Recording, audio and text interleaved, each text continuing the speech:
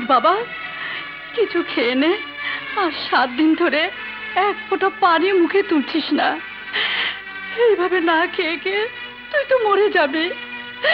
মিলন, আমি তোর মা, আবার কথাও রাখবি না?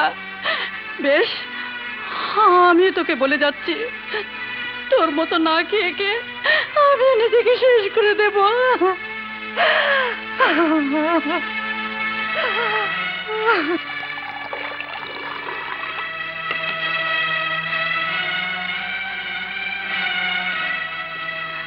মিলন, আমার মিলন আর 7 দিন ধরে এক ফোঁটা দানা পানি মুখে তুলছে না।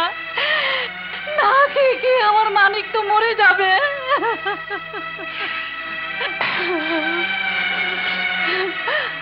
আপনি এরকম নির্বিকার হয়ে থাকবেন না।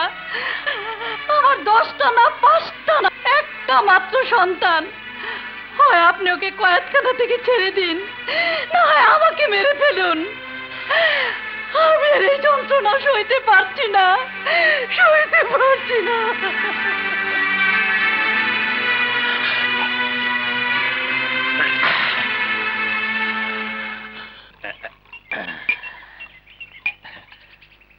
কাশেমালি, এই আরেকটু দেই। দেবে মানে? খেলামই তো না।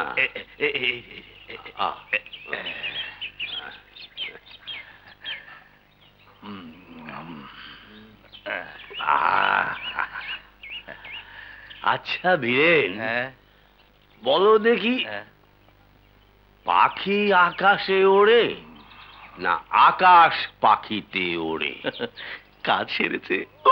ও মা, মাগো রক্ষা করো মা। মা? মা কোথায়? আরে তোমার ঘরেই আছে। তুমি বললি সুসুর সুসুর করে আমার সাথে চলে যাবে, যাত্রা হবে, এইরকম ঝনঝনাঝন করে টাকা বেরোবে, তা দিন তা বলে তোমার পকেটে যাবে। মালা,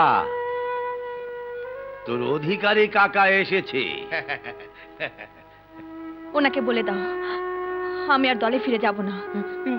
বললেই হলো যাবি না? সংসার চলবে কিভাবে?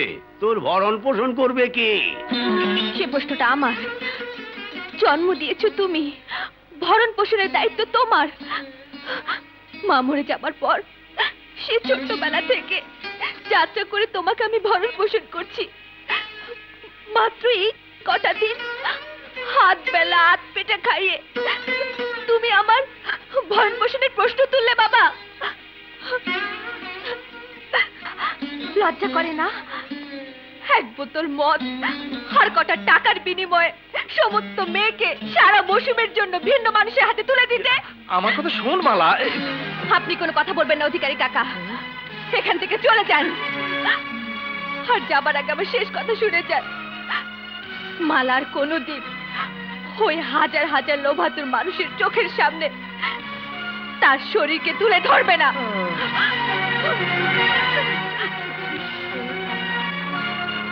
কি করবো অধিকারী মশাই? কিচ্ছু করতে হবে না, আমি কখনো ধৈর্যহারা হই না। দুর্গা দুর্গা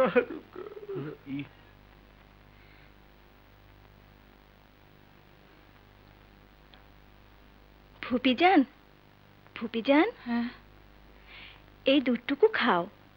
আজ কয়দিন ধরে কিছুই খাচ্ছ না। হে জান, তোরা কি আমাকে পাগল পেয়েছিস? আমার বুকের ধন, চোখের মনি না খেয়ে খেয়ে থুকে থুকে মৃত্যুর দিকে এগিয়ে যাচ্ছে।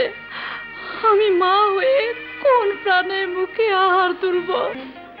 আমি তোর জন্মদাতা পিতা তোকে অনুরোধ করছি, মিলন, মিলন, ওঠ ওঠ বাবা, ওঠ মিলন।